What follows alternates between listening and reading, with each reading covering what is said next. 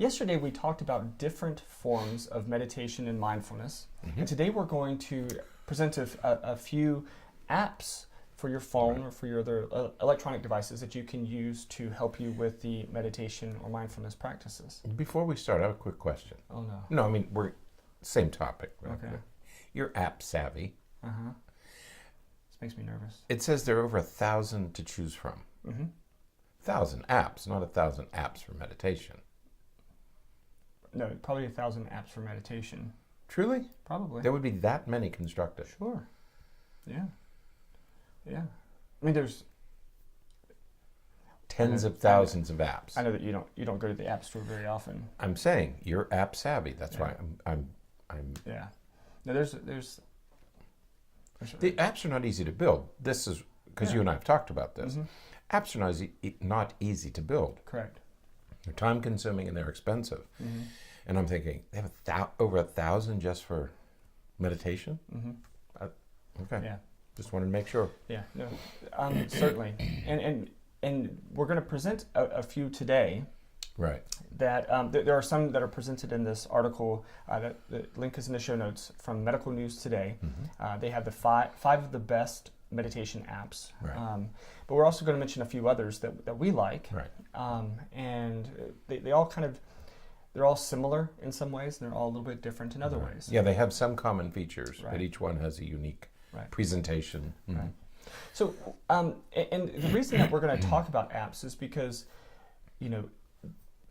we all have, almost all of us, have our phones with us most of the day. And You said almost all of us. well, there are certainly people who don't carry their phone around. That I have patients that I work with who, they have phones, but they are perfectly fine leaving them, in the desk drawer or in another room, and they don't have them with them most of the day. Right. So most of us have the phones with us most of the day. So as a result of that, we use our phones for almost everything, not just as a phone, but as a calendar, as an organizer, to keep our lives straight. Somebody on some program yesterday referred to the phone as a supercomputer. Yeah. We carry around these supercomputers, and we've all heard the data about that single phone is comparable to the computing capacity that got men to the moon and back. Right. But some guy called it this little supercomputer. Right. Yeah. Which it really is. Oh, absolutely. It's an impressive amount of work that it's capable of doing. Definitely. So we always have it with us, and apps are great ways to help, remind us to meditate. They are great for organizing how we're going to meditate. Right. And we are big fans of guided meditations, and a lot of these apps offer guided meditations to help you along that process, because it's tough to get started. We've talked about that a couple of times throughout the course of the week, that we need some guidance and some support along the way. Right. And you mentioned at the beginning of this podcast that yesterday we talked about the various ways, the many types of meditation that there are. And going into the app store, when I asked about 1,000 apps, there are many different apps reflecting those many different techniques. So the issue with meditation is not to think of it as some hippie cult, but rather to see it as a very useful, time-tested, very effective way of solving some of life's problems. Right. Okay, but the key is to find the approach that works for you, the approach and then the app that works for you. Right. Not all of the apps will appeal to you, and that's what comes through. And you see just in the five that are in this article, plus the ones we're going to talk about, are all very different, and they appeal to different people for different reasons. Right. Yep. So the first one listed in here is probably one of the most popular, one of the most well-known, and that's Headspace. All right. Headspace is a great app for meditation. It's very interactive. It's engaging. It has great characters. It has very nice animations and things. It's very visually appealing. Right. And it's very popular.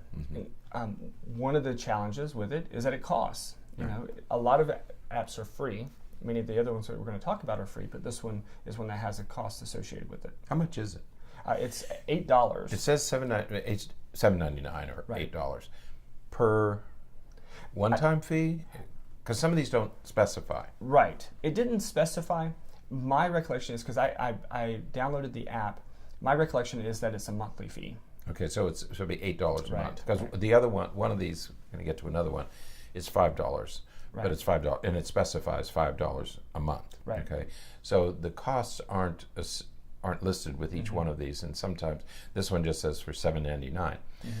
But I don't know whether that's I'm guessing it's a month, because that would be pretty cheap for a single Right. to download the whole thing for $8. Yeah. So, but it's a very popular meditation app that guides you through various levels, from an introduction to just beginning, all the way through becoming much more proficient at meditation and kind of getting into that zone. And it's they've been on TED Talks to talk about what they've done with the Headspace app and everything. Right. So it's a very well constructed and good app. And it was developed by an expert. Right. The guy who developed this app was a Buddhist monk. Right. So he knows his way around meditation. Okay, and he also does TED Talks on meditation. So he's an acknowledged expert in the field. He's the developer of this app. So at least you have the comfort of knowing that it was developed by somebody who really knows the business of meditation. Right. Now, the second one that they list in this article is, I'm supposing you would pronounce this while, W-H-I-L-E. Oh. How did you pronounce it? Will. Okay. And I'll tell you why. Okay. Down below, somewhere in the thing, it talks about willpower. Oh, okay. And I don't remember where I saw it, but willpower. Yeah. So I was thinking, because I didn't know either, so. I would have said wow, okay, because the H. But when I saw that, I said, well, maybe they mean to pronounce it as will. Not sure.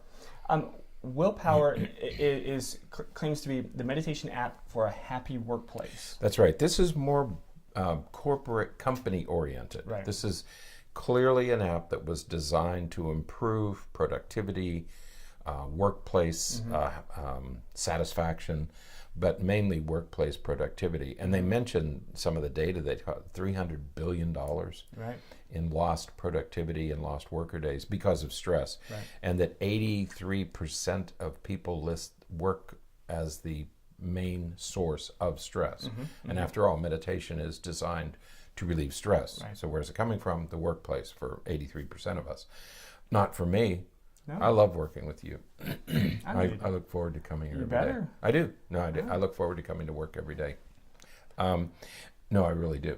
We have a happy workplace. We're fortunate in that regard. We've had the luxury. It's stressful sometimes, but we've had the luxury of creating our own culture, and you don't always have that. And hospitals can be you and I both worked in hospitals, and they can be very stressful places to work, and you can't do much about it. We have control over our environment. Right. But if you work in a place, and we both have worked in places where you don't have control, so you have to learn how to manage your stress.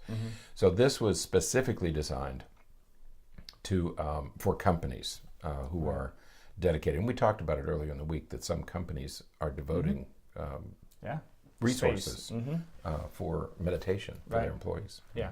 So this is an app that I haven't tried personally. I haven't either. So, but it is specific to workplace environments and has a very corporate feel to it, according to this review of it. And so, if you're working in a company or you own a company and you want to encourage your employees to meditate, this may be a great app to recommend to them. The one thing that I didn't understand about this, and I'm sorry that I didn't go in and take a look at it, is that there are four training options. And the first one is for teens. It's called Grow. And I didn't know whether it was meant for teens or if you have a business that appeals to teens. Right. And I wasn't sure about that. But the others are, one is called Thrive, which is the adult-centered one, and then Lead. And they referred to this as a Google developed thing called Lead, which is about emotional intelligence. Emotional intelligence, teamwork, and leadership. Right. So it must be come out of that Google model. And then the last one is Move, which is a yoga app. So I like the fact that this has 4 ways to approach it. It's meant for companies, but it can be used by individuals. So I like that part of it. So Right. Okay. yes. Now this one. The third one is Sattva. Again, I'm assuming that's how you pronounce it. Yes. I've downloaded this one before. Have you done this one? I downloaded it, but it's another one that, I have a tendency because so many of the people that I work with don't want to buy apps.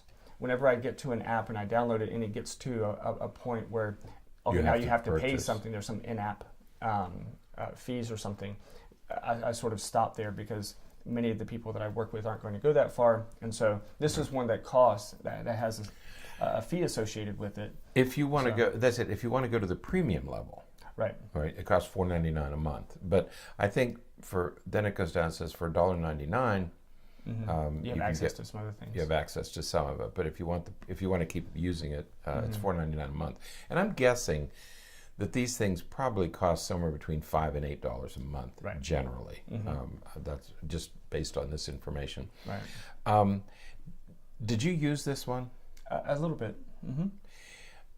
Of the 5, this was the one I struggled with the most. Yeah. Because it says that it's for more experienced meditators. Right.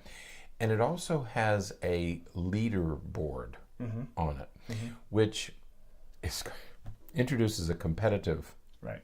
Okay, I don't need any more competition. I always said when years ago when I would run every day, I never ran in a race. I ran for 25 years, never entered a race, because running was my meditation. It was just, and I didn't care if I was first or how fast I ran. It never mattered to me. I would run around 8-minute miles. Okay, and that was sufficient. I didn't need to train for anything. I mean, I just was never. It wasn't a competitive. I thought, this is the one part of my life that's not stressful. It's just for relaxation. This sounds like it has a certain competitive. Did you notice that when you were using it? Yeah, and I think that that is meant to entice some people, because a lot of people are very competitive driven. No matter what they do. No matter what they do, okay. Right. I want to be the best meditator. That's what it felt like when I was reading this. We'll get you to the top of the meditator board. And I thought that seems counterproductive, because you're trying to reduce stress about where you are in the stress reduction field. So that was a little bit incongruous to me. But the thing that they emphasize here is that it's related to your health status. Right. So this app somehow synchronizes. Is that a health app? Is that what they're talking about? Is there a second app, or is it built into this one? It is built into, for those people with iPhones. I know about the iPhone. I don't know about Android. With the iPhone, you have the health app on your iPhone that kind of monitors and this program syncs with that. Yeah. Okay, so you can track your health status. So to me, this looked like it was geared more for experienced meditators, but also athletes. Right. People who are competitive athletes. Right. Yeah. And they want to add this to maybe their training regimen. Okay. But it is again a nice. There's a variety of options, whether you want to do an app that relies on chants, or if you want to do guided meditations. It does has a couple of different options. Okay. The next is one called Smiling Mind. It says taking children on a journey to the land of mindfulness. Right. And so here we have one that is designed to help work with children. Designed for children and teens, right? Yeah. So this is similar in many ways to Headspace, but it works to it helps to work with and entice and to engage and to be connected with younger individuals. Right. The other thing about the two things about this app, one is that it came in second in the ratings. Headspace was first, and this app was second. It's designed for children, and I want to look this up because it's designed for children, but it has 3 modules. And the first module is for well-being, okay? The second is for education, and the third is for the workplace. And so I thought, well, wait a minute, if it's designed for children, why would it be a workplace app? Right. Well, it helps with kids, but it's adults can use it as well. So it's for both. Okay. Yeah. So if you, I guess a family friend, if you're interested in other family members, this might be one to buy. Right. Because you could buy a single app and then everyone can use it. And then everybody in the family Absolutely. can use it. Right. Okay. Yeah, because it has an adult section of it that has like 10 modules for Right. working for workplace and for The adult. one oriented. I'd like to see, I'm probably going to download this one and use it for a while, because I'm thinking about having young people I see in my practice, but the teenage app looks could be really good Right. for a lot of the teenagers that we Right. see, who are kind of struggling with how do they want to do in school and Right. what's the future going to look like. We work with incarcerated youth, Right. and they're trying to figure out what they want to do when they're released, and Yeah. so this app might be useful for them. Right. You know, they give them a chance to think about things. Right. Yeah, because it has portions of it that are geared to kids and teenagers. You know, it talks about mindfulness at school and Right. helps them, you know, prepare and to manage stress at school. But it also has a section of it that is specifically for 16 to 18-year-olds Right. as they prepare and transition into adulthood. Right. And so, And I think about those girls, those 15, 16-year-old girls who are, you know, in committed programs for 6 months or a year. where you And so, you know, they are there working on these things every day, Right. and this app might be a nice adjunct. And I don't know whether they use them at any of the places where we work, but I'm going to take a look at that and see if it might be a good supplement to Right. what they're already doing in therapy. Yeah. Now, the last one that they mention here is called Stop, Breathe, and Think. Right. On your phone, it's just going to say breathe. Breathe, right. But it's this is an app. This is another one that costs. It's $5 a month. But what this one does is it encourages you to pause and to breathe and to, you know, think about where you are. But the subheading is a friendly guide for beginners. Right. You know, which is nice because, you know, as we were talking about with Psychreg, that it's sort of for people who already have some experience. This is one that is for beginners. Right. And the other thing that I like about this one is that when you enter the program, and I think this would be very helpful especially for beginners, when you enter the program, it asks you how you're feeling. Right. Okay. So and the other thing that's funny in the review, it said, and it feels like it really cares Right. about how you feel. It's not just a gauge. Like Sattva is more impersonal, Right. like for professionals. This is for beginners, and it gives you the feeling that it really does matter how you feel. And it measures 25.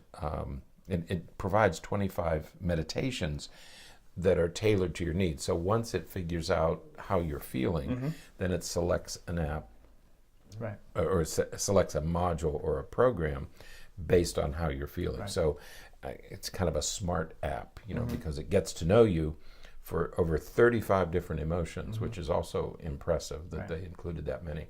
So it evaluates you across 35 different emotions, and then it selects the module that is right for you. Right. I like that part. Again, for beginners, this is good because it does that for you. Right. And it incorporates meditations and breathing exercises and yoga and even acupressure and some things like that. And that's the other thing I liked about this is that it had all four of those. You know, it wasn't just meditation. And I'd be really interested in the acupressure and yoga portions of this. So this is of the five, this was very appealing as a beginner also. Right. This was I think the most appealing of the five. And like the other app that we were talking about a moment ago, this one is gamified somewhat. Yeah. But it seems as though, from what I've read, because this is one I haven't tried yet, again, because there's a cost associated with it. This one, it's gamified, but it seems as though it's gamified just interpersonal for yourself. Right. So you're competing with yourself. You know, are you?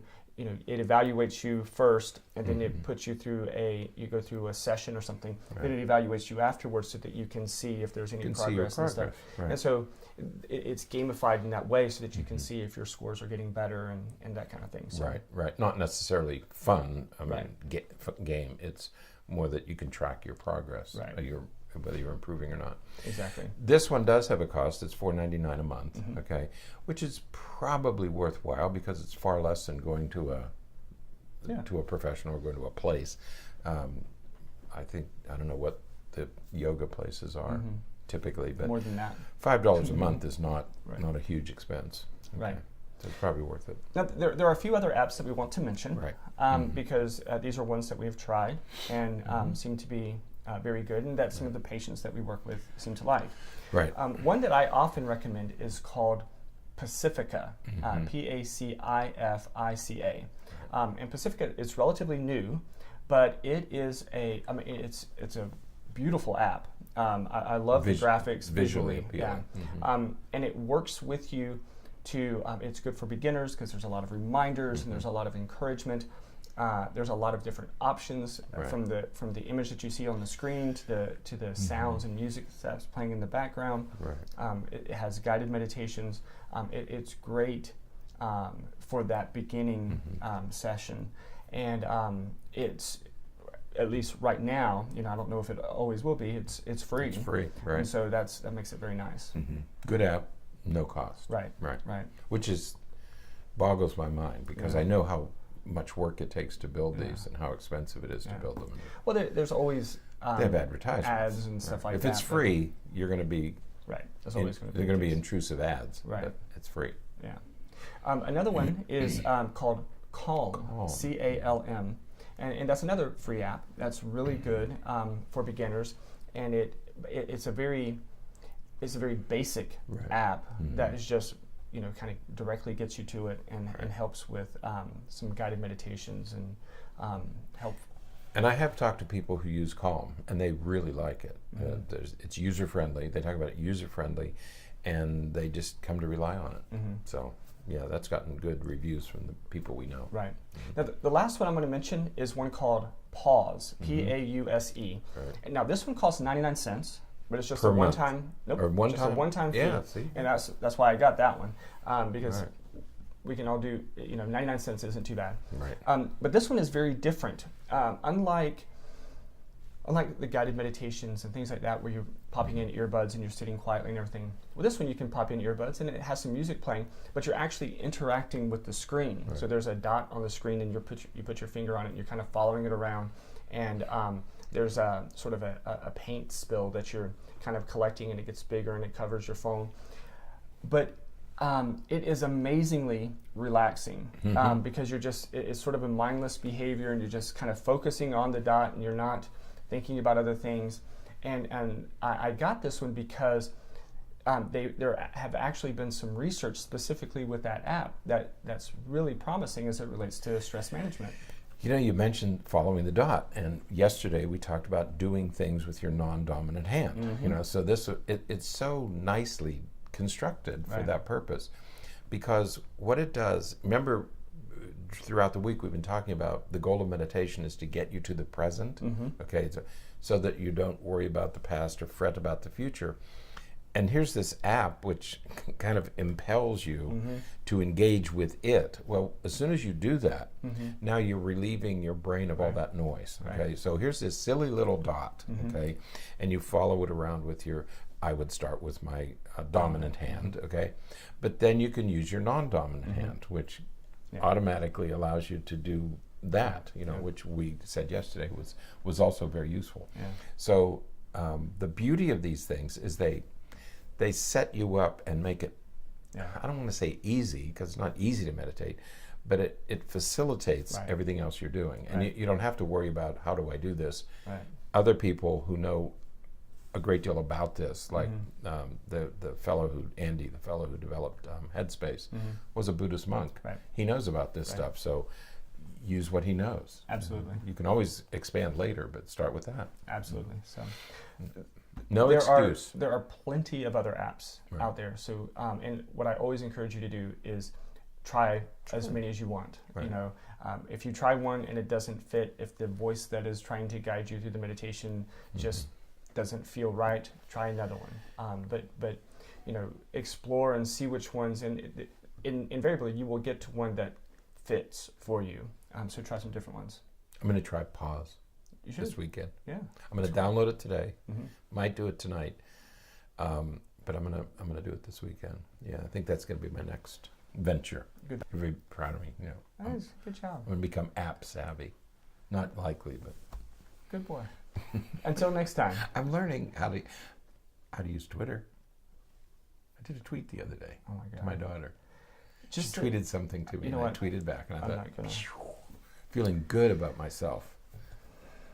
And all my friends in the UK that I can chat with now. It's good stuff. It's great. All right. More on that next week. Oh my God. Until next time, stay happy, stay healthy, don't forget to be afraid.